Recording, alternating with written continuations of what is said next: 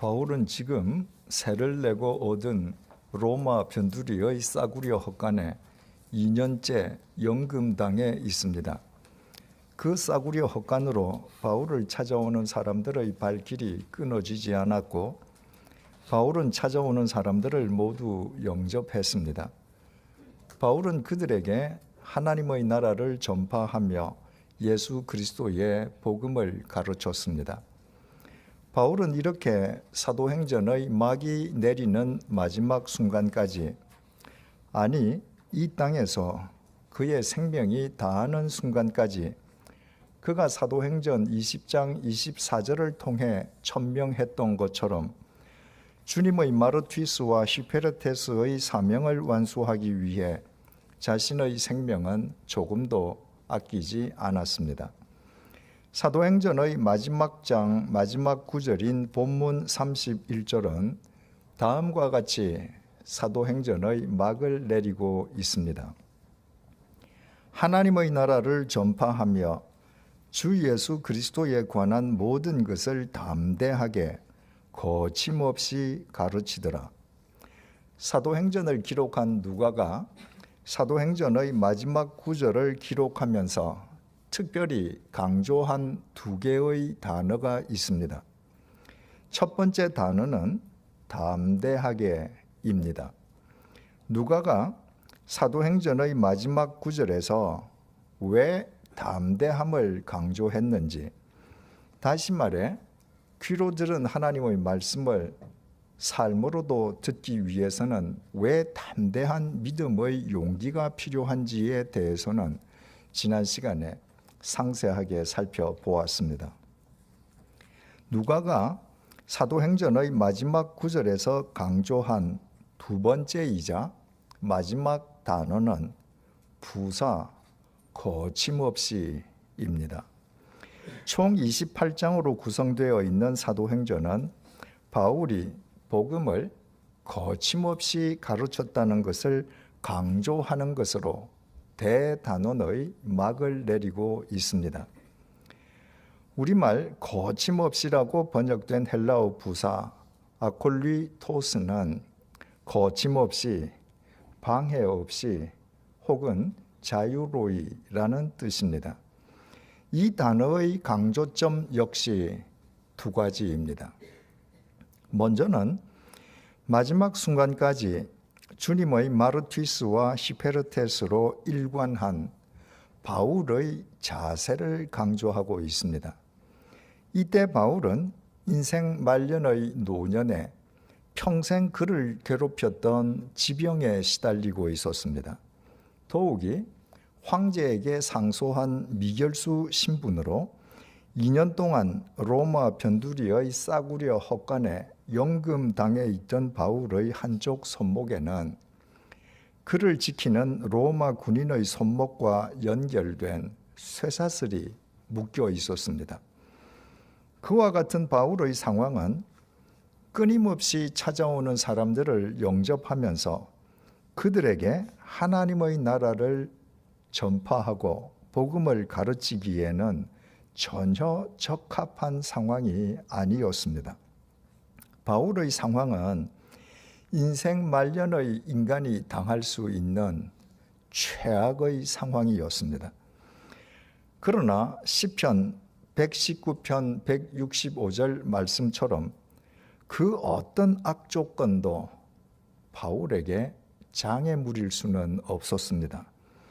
자신을 둘러싼 악조건에 굴복하기에는 다메섹 도상에서 자신을 핀셋으로 집어내어 주신 주님의 은혜가 너무나 컸고, 자신이 연약하면 연약할수록 도리어 강하신 주님의 섭리가 더욱 신비롭게 성취되어 갔기 때문입니다. 그래서 바울은 최악의 상황 속에서도 사도행전의 막이 내리는 마지막 순간까지 복음을 거침없이 전했습니다. 신약 성경의 에베소서, 빌립보서, 골로새서, 빌레몬서를 거침없이 기록한 것도 바로 이때였습니다. 사도행전의 마지막 구절인 본문의 부사 거침없이는 다음으로 하나님의 말씀, 즉 복음의 본질을 강조하고 있습니다. 하나님의 말씀에는 본래 거침이 없습니다. 한강을 생각해 보십시오. 도도하게 흘러가는 한강에는 거침이 없습니다. 한강은 갇히거나 막힌 호수가 아니라 흐름이 멈추지 않는 살아있는 강이기 때문입니다. 그래서 강원도에서 발원한 한강은 서해에 이르기까지 481.7km를 거침없이 굽이쳐 흐르면서 무려 34,473평방킬로미터의 지역을 거침없이 적시면서 헤아릴 수 없이 많은 사람들에게 거침없이 생명의 물을 제공해주고 있습니다. 한강이 살아있는 덕분입니다. 이 거대한 우주 속에서 티끌 정도의 크기에도 미치지 못할 한강도 그 정도로 거침이 없다면 하물며 생명의 근원이시며 생명 그 자체이신 하나님의 말씀에 무슨 거침이 있을 수 있겠습니까? 말씀이신 하나님께서는 흑암과 혼돈 속에서 당신의 말씀으로 거침없이 천지를 창조하셨습니다. 그 말씀이 인간을 구원하기 위해 육신을 입고 인간의 역사 속으로 거침없이 침투해 들어오신 분이 성자 하나님이신 예수님이셨습니다. 예수님께서는 인간의 죄값을 대신 치르시기 위해 거침없이 십자가 죽음의 제물이 되셨고 사흘째 되는 날 거침없이 죽음을 깨트리고 일어나시어 인간을 위한 영원한 생명의 구원자가 되어 주셨습니다. 어디 그뿐입니까? 하나님의 말씀은 칠흑 같은 어둠 속에서 당신의 자녀들이 가야 할 바른 길을 거침없이 일러주는 인생 사용 설명서이기도 합니다. 이렇듯 생명 그 자체이신 하나님, 하나님의 말씀, 하나님의 복음에는 본질적으로 거침이 없습니다. 인생 말년의 바울이 최악의 상황 속에서도 하나님의 말씀을 거침없이 전하고 가르치며 기록할 수 있었던 것도 그 자신이 위대한 영웅이거나 초능력자여서가 아니라 그가 자신의 생을 걸었던 하나님과 하나님의 말씀이 본질적으로 거침이 없기 때문이었습니다. 사도행전을 기록한 누가가 사도행전의 막을 내리면서 최종적으로 강조한 것이 바로 이것입니다. 바울은 본문 이후에 잠시 석방되었지만 주후 64년에 발생한 로마 대화재로 촉발된 네로 황제의 그리스도인 박해로 다시 투옥되었습니다. 감옥에서 최후의 서신서인 디모데 후서를 기록한 바울은 우리가 잘 알고 있는 것처럼 공개적으로 참수형을 당해서 이 땅에서 그의 생을 마감했습니다. 공포의 참수형마저 주님의 마르튀스와 휘페레테스로 생을 마감하려는 바울에게는 거침이 될 수 없었습니다. 사도행전을 기록한 누가는 사도행전 9장에서부터 사도행전의 초점을 바울에게 맞추어 왔습니다. 따라서 누가는 참수형으로 생을 마감한 바울의 최후를 누구보다도 정확하게 잘 알고 있었을 것입니다. 하지만 누가는 주님을 위해 참수형마저 거침없이 감수한 바울의 영웅담을 다루는 사도행전 29장을 기록하지 않았습니다. 만약 우리가 누가라면 바울이 주님의 마르투스와 히페레테스로 얼마나 장렬한 최후를 맞았는지를 전하기 위해 우리는 반드시 그의 참수형을 상세하게 다루는 사도행전 29장을 기록했을 것입니다. 그러나 누가는 그렇게 하지 않았습니다. 누가가 사도행전의 초점을 바울에게 맞추어 온 것은 그의 영웅전을 지필하기 위함이 아니라 그를 도구 삼아 거침없이 구원의 역사를 펼치신 삼위일체 하나님의 섭리와 은혜를 증언하기 위함이었습니다. 누가가 온갖 악조건 속에서도 하나님의 말씀을 거침없이 전한 바울을 통해 하나님께서 거침없이 구원의 역사를 펼치셨음을 증언하는 것으로 사도행전을 마무리 지은 까닭이 여기에 있습니다. 거침없는 하나님의 말씀, 거침없는 하나님의 능력, 거침없는 하나님의 사랑, 거침없는 하나님의 은혜보다 더 중요한 것은 아무것도 없기 때문입니다. 그래서 누가는 바울의 참수형으로 사도행전의 대미를 장식하는 사도행전 29장을 기록해서 바울을 영웅시하거나 미화하지 않았습니다. 인간 세상에서는 바울의 참수형이 위대한 순교로 투영되지만 하나님께서 바울에게 거침없이 베풀어 주신 은혜로 비추어 보면 바울이 당한 참수형은 하나님의 은혜에 응답하기 위한 일상의 삶일 뿐이었습니다. 본문 이후부터 참수형을 당하기까지 바울의 삶은 일상의 삶이었고 그가 참수형을 당한 것은 그 시대의 상황 속에서 주님의 마르투스와 히페레테스가 겪어야 할 일상의 삶이었던 것입니다. 그래서 누가는 바울의 그 일상을 다루는 사도행전 29장을 별도로 기록하지 않았습니다. 바로 이것이 사도행전의 결론입니다.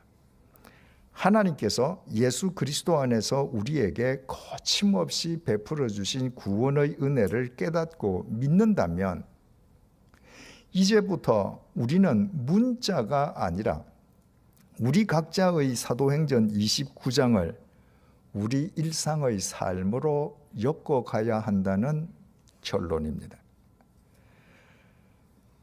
오늘은 지난 한 해 동안 하나님께서 베풀어 주신 은혜에 감사하는 감사주일이기도 합니다.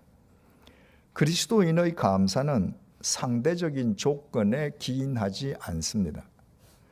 그리스도인의 감사는 십자가의 보혈로 거침없이 자신을 구원해 주신 하나님의 은혜에 대한 절대적인 감사입니다. 그러므로 그리스도인은 어떤 조건이나 상황 속에서도 하나님께서 거침없이 베풀어 주시는 은혜에 감사하는 사람입니다. 우리의 생각을 초월하시는 하나님께서는 우리의 실패를 통해서도 가난을 통해서도 병들음을 통해서도 고통을 통해서도 우리를 위한 당신의 신비로운 섭리를 거침없이 이루어 가시기 때문입니다. 그렇다면 우리가 하나님의 그 은혜에 어떻게 감사드릴 수 있겠습니까? 한낱 피조물에 지나지 않는 우리가 창조주이신 하나님께 바칠 최상의 감사 예물은 대체 무엇이겠습니까? 이 질문에 대한 대답은 주님을 위해 거침없이 참수형을 당하는 일상의 삶으로 자신의 사도행전 29장을 완결했던 바울을 통해 얻을 수 있습니다. 바울은 로마서 12장 1절을 통해 우리에게 이렇게 권면하고 있습니다. 그러므로 형제들아, 내가 하나님의 모든 자비하심으로 너희를 권하노니 너희 몸을 하나님이 기뻐하시는 거룩한 산 제물로 드리라. 이는 너희가 드릴 영적 예배니라. 우리를 구원해 주신 하나님께 우리가 올려드릴 최상의 감사 예물은 영적 예배요. 그것은 우리의 몸을 하나님이 기뻐하시는 거룩한 산 제물로 드리는 것입니다. 옛날 구약 시대에는 사람들이 짐승을 제물 삼아 하나님께 제사를 드렸습니다. 짐승을 잡아 그 피와 고기를 제물로 바친 것입니다.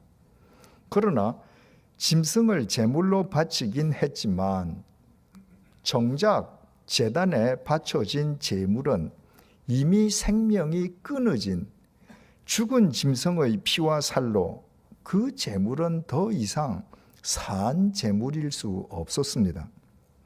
그러나 예수님께서는 인간의 죄값을 대신 치러주시기 위해 산채로 거침없이 십자가에 못 박혀 죽는 문자 그대로 산 제물이 되셨습니다. 그 거침없는 십자가의 은혜로 우리가 구원받은 하나님의 자녀가 되었습니다. 그러므로 우리 역시 삼위일체 하나님의 거침없는 은혜에 우리 자신을 감사의 산 제물로 거침없이 바쳐 드림이 마땅하지 않겠습니까? 이것을 우리 교회의 용어로 설명하면 우리 일상의 삶으로 예배의 생활화와 생활의 예배화를 이루어 가는 것입니다.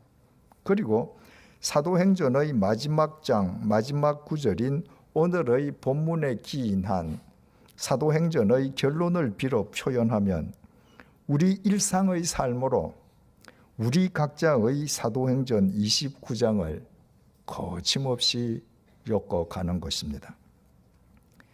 누가가 파피루스에 먹으로 기록한 사도행전은 분명히 오늘의 본문인 사도행전 28장 31절에서 끝났습니다.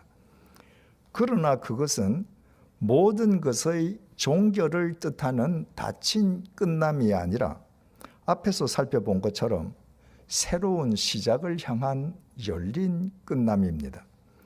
사도행전이 끝나는 28장 37절은 우리 각자의 삶으로 우리 자신의 사도행전 29장을 엮기 시작해야 하는 출발점이라는 말입니다.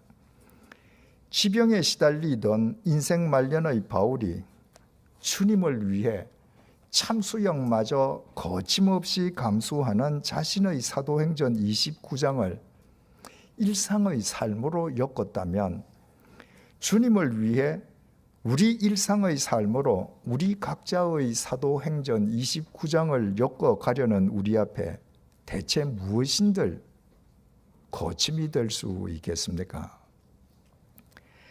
우리가 기쁜 일을 맞았다면 기쁜 일상의 삶으로 사도행전 29장을 엮고 슬픔을 당했다면 비통한 일상의 삶으로 사도행전 29장을 엮고 부유하다면 경제적으로 부유한 일상의 삶으로 사도행전 29장을 엮고 가난하다면 핍절한 일상의 삶으로 사도행전 29장을 엮고 성공했다면 성공한 일상의 삶으로 사도행전 29장을 엮고 실패했다면 실패한 일상의 삶으로 사도행전 29장을 엮고 젊었다면 젊은 일상의 삶으로 사도행전 29장을 엮고 늙었다면 늙은 일상의 삶으로 사도행전 29장을 엮어 간다면 그렇게 거침없이 엮어가는 우리 각자의 사도행전 29장을 통해 주님께서 이 시대의 역사 속에 거침없이 이루어 가실 섭리는 또 얼마나 눈부시겠습니까?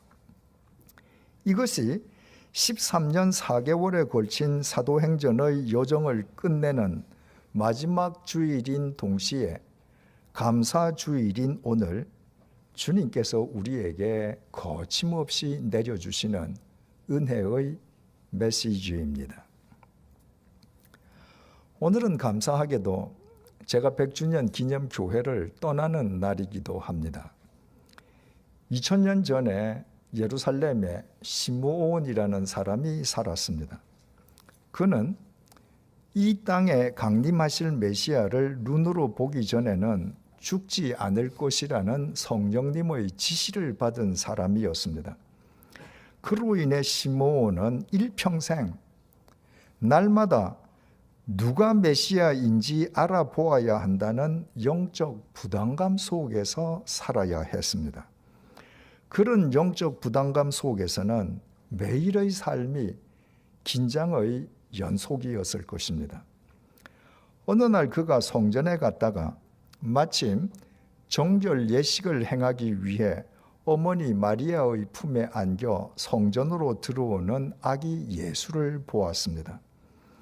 그 순간 시므온은 성령님의 조명 속에서 그 아기가 이 땅에 강림하신 메시아임을 알아보았습니다.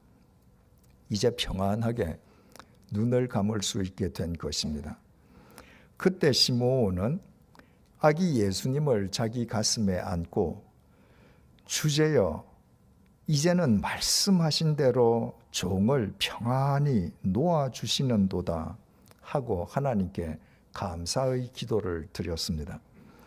메시아를 보기 전에는 죽을 수도 없다는 영적 부담감에서 놓아주신 하나님의 은혜에 대한 감사 기도였습니다.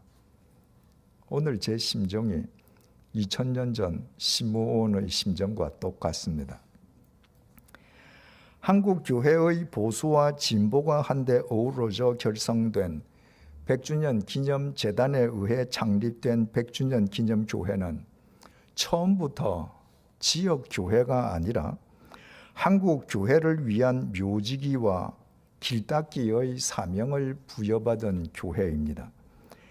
100주년 기념재단 초대 이사장과 2대 이사장이셨던 한경직 목사님의 보수 신앙과 강원용 목사님의 진보 신앙을 한데 아우르면서 온갖 도전에 맞서 묘지기와 길닦기의 사명을 감당하는 것은 제게는 결코 쉬운 일이 아니었습니다. 모든 면에 걸쳐 부족하기만 한 제게 그것은 엄청나게 큰 영적 부담이었습니다. 그러나 하나님께서 오늘부로 저를 그 큰 영적 부담감에서 평안히 놓아주셨습니다. 지난 13년 4개월 동안 제 자신의 능력으로 할 수 있었던 일은 아무것도 없었습니다. 지혜도 능력도 모자란 저는 육체마저 부실해서 13년 4개월 중에서 2년여 동안은 암 투병으로 목회에 전념하지도 못했습니다. 우리가 지금 알고 있고 보고 있고 누리고 있는 100주년 기념교회는 모두 때마다 시마다 거침없이 은혜를 베풀어 주신 삼위일체 하나님의 작품입니다. 그리고 이제 하나님께서 저를 평안히 놓아 주십니다. 감사주일을 맞아 저는 저를 평안히 놓아 주신 하나님께 온 마음을 다해 감사드리지 않을 수 없습니다. 그동안 오늘의 100주년 기념교회를 잇게 하신 하나님의 손과 발이 되어주신 교우님들께도 깊이 감사드립니다. 특히 이름 없이 헌신한 수많은 봉사자들께 감사드립니다. 잠시 제 처에 대해 언급하는 것을 양해해 주시기 바랍니다. 후임 사임 공동 담임 목사 체제가 잘 정착되고 있으므로 제가 후임자들에게 걸림이 되지 않도록 7개월 앞당겨 퇴임하겠다고 교우님들께 공지해 드린 것이 지난 6월 셋째 주일이었습니다. 그때부터 퇴임일인 오늘까지는 5개월이 남아 있었습니다. 그 5개월 동안 모든 교우님들을 개별적으로 만나 작별 인사를 드린다는 것은 현실적으로 불가능한 일이었습니다. 그 5개월은 우리 교회 355개의 구역과 74개의 봉사팀 구성원들을 일일이 만나기에도 턱없이 짧은 기간이었습니다. 그렇다고 제가 임의로 특정 구역이나 특정 봉사팀의 구성원들과만 만나 작별의 시간을 갖는다면 나머지 모든 교우님들은 시험 받을 것이 분명했습니다. 그래서 저희 부부는 저희들과 함께 자리하기를 요청하는 구역과 봉사팀이 있으면 어떻게든 시간을 쪼개어 그 요청에 모두 응하기로 하고 5개월 동안 그대로 실행해 왔습니다. 그때마다 제 처가 모임에 참석한 모든 봉사자들에게 선물을 드렸습니다. 제 처는 그 까닭을 이렇게 설명했습니다. 우리 교회가 창립될 당시 목회자는 저 혼자뿐이었습니다. 2달 후부터 전임 목회자가 차례로 합류하기는 했지만 매주 늘어나는 교인들을 섬기는 것만으로도 시간은 늘 부족했습니다. 갓 조직된 교회 봉사팀들의 기틀이 확립되기까지도 많은 시간을 필요로 했습니다. 그러다 보니 우리 교회 창립 초기에 양화진에서 일어나는 모든 중요한 일의 현장에는 저를 대신해서 제 아내가 불려 나갔습니다. 가장 많게는 하루에 9번 불려 나간 적도 있었습니다. 그러나 13년 4개월의 세월이 흐른 지금 100주년 기념교회 공식 문서 어디에도 정애주 이름 석자는 찾아볼 수 없습니다.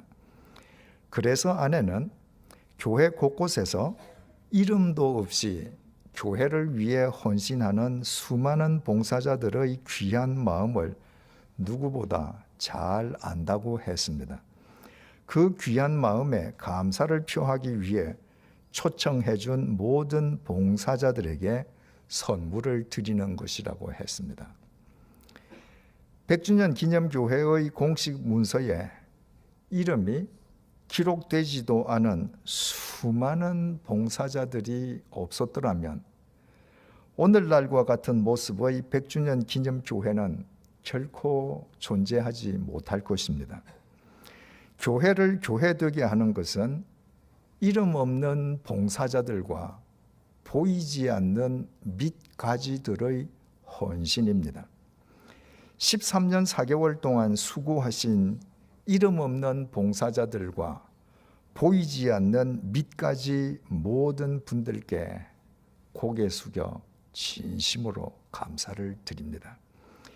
비록 100주년 기념교회 공식 문서에는 여러분의 이름이 단 한 글자도 기록되어 있지 않아도 이사야 49장 16절 말씀처럼 여러분 개개인의 이름을 당신의 손바닥에 새겨 놓으신 하나님께서는 여러분의 그 귀한 헌신을 거침없이 다 보고 또 알고 계실 것입니다.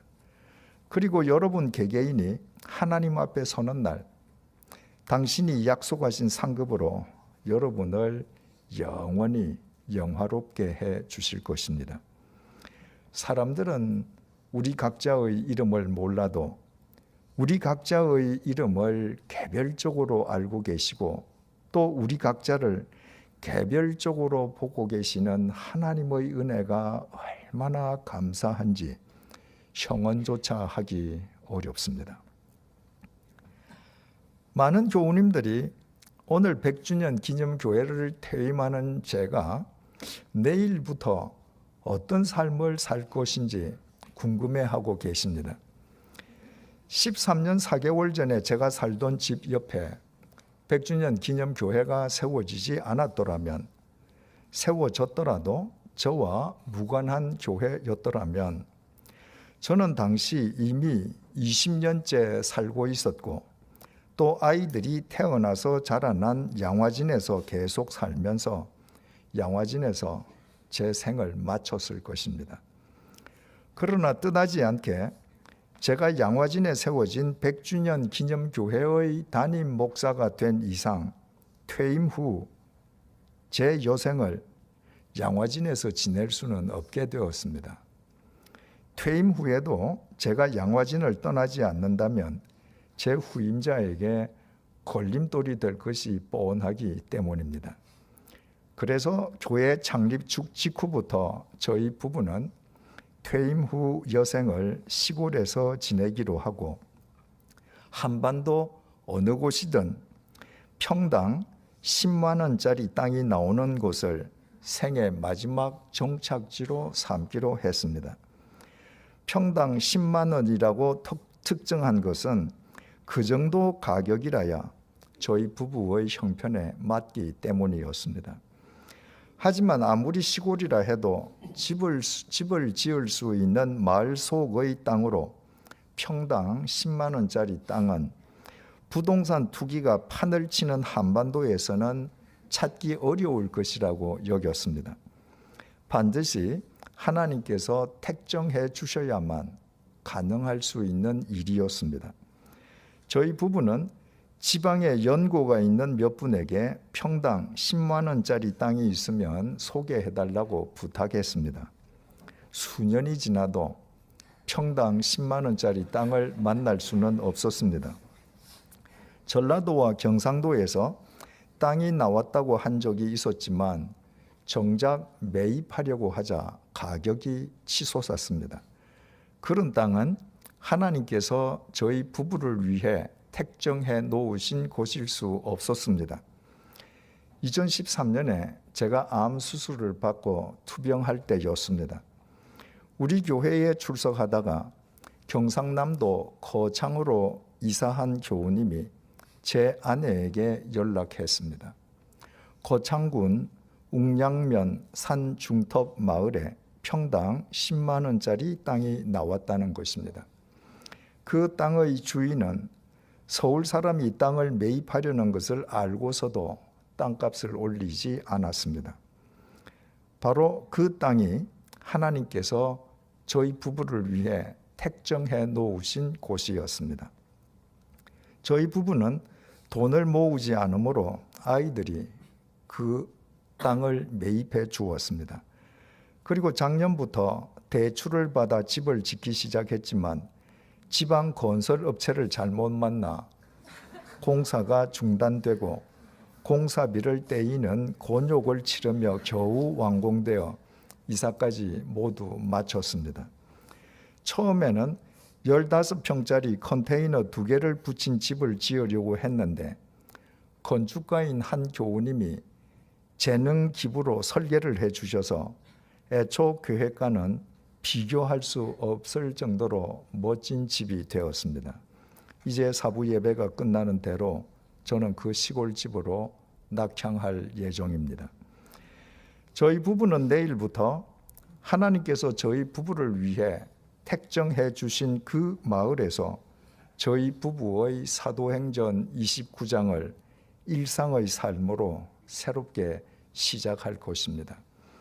그 마을에는 40가구에 약 80명의 주민들이 살고 있습니다. 대대로 땅의 작물을 수확하며 살아온 분들입니다. 모든 인간은 누군가의 손을 빌어 이 세상에 태어납니다. 누군가가 손을 내밀어 받아주지 않으면 인간은 태어나는 순간에 죽고 말 것입니다. 모든 인간은 죽을 때에도 누군가의 손을 빌어 이 세상을 떠나갑니다. 연고자가 없는 거린도 죽으면 누군가의 손을 빌어 매장되거나 화장되기 마련입니다. 이처럼 모든 인간은 누구에겐가 빚을 지고 태어나 누구에겐가 빚을 지며 세상을 떠나가는 빚쟁이들입니다.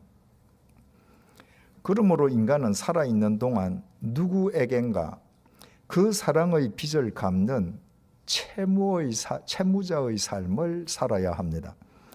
하나님께서 저희 부부에게 남은 여생 동안 그 사랑의 빚을 갚아야 할 대상으로 붙여주신 분들이 바로 그 마을 사람들입니다.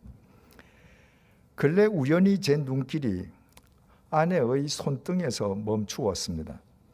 서울에서 먼 길을 오가며 그 마을에 집을 짓고 이사하느라 수고한 아내의 손이 많이 상해 있었습니다. 그 손을 제가 측은한 마음으로 쓰다듬자 아내가 말했습니다.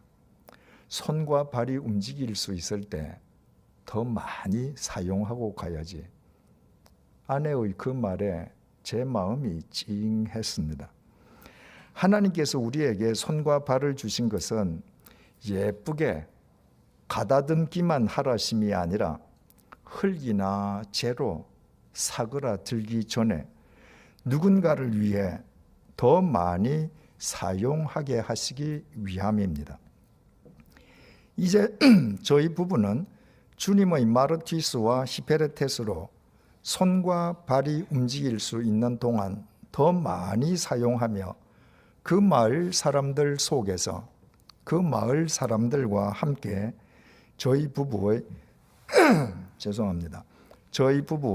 사도행전 29장을 일상의 삶으로 엮어갈 것입니다. 꿈에서조차 생각해 본 적이 없는 거창군 웅량면 산 중턱의 마을에서 저희 부부의 마지막 사도행전 29장을 일상의 삶으로 엮어갈 수 있도록 거침없이 섭리해 주신 하나님의 은혜에 어찌 제가 감사하지 않을 수 있겠습니까? 오늘 사부 예배가 끝남과 동시에 100주년 기념교회의 공식적인 담임 목사는 후임 4인 공동 담임 목사님들이십니다. 훌륭한 네 분의 목사님들을 100주년 기념교회의 2대 담임 목사님으로 세워주신 하나님의 거침없는 은혜 또한 얼마나 감사한지 모르겠습니다. 그 네 분의 영성과 역량이 한데 어우러지면 저 같은 사람은 그분들의 발치에도 미치지 못할 것입니다. 주님께서 말씀하셨습니다. 요한복음 10장 17절입니다.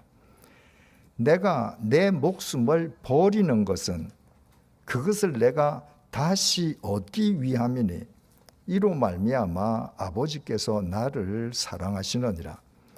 주님께서 십자가에서 육체의 생명을 거침없이 버리신 것은 죽음을 깨트리는 영원한 부활의 생명을 얻기 위함이셨습니다. 주님께서 인간의 죄값을 대신 치르시기 위해 당신의 생명을 십자가의 제물로 거침없이 버리시지 않았다면 만민을 살리시는 영원한 그리스도의 영광을 얻지는 못했을 것입니다. 버리지 않으면 얻을 수 없습니다. 육체의 소욕을 거침없이 버려야 깊은 영성을 얻을 수 있습니다. 오늘을 거침없이 버려야 새로운 내일을 얻게 됩니다. 낡은 가죽 부대를 거침없이 버려야 새로운 포도주를 담는 새 부대를 지닐 수 있습니다. 그러므로 하나님께서 후임 공동 담임 목사님들을 통해 거침없이 내려주실 새로운 차원의 은혜를 얻기 원하신다면 여러분들은 지금부터 이 제초를 버리셔야 합니다. 저는 13년 전에 100주년 기념교회에 뿌리 내리고 제 자신의 유익을 취하기 위해 100주년 기념교회의 담임 목사가 된 것이 아닙니다. 저는 주님의 부르심에 따른 마르티스와 히페르테스의 소임을 다한 뒤에 100주년 기념교회를 떠나기 위해 100주년 기념교회의 담임 목사가 되었고 오늘이 바로 그날입니다. 저의 떠남은 여러분들이 저를 버림으로써만 완결됩니다. 따라서 여러분들은 이제 저를 버리시되 적당히가 아니라 철저하게 버리셔야 합니다.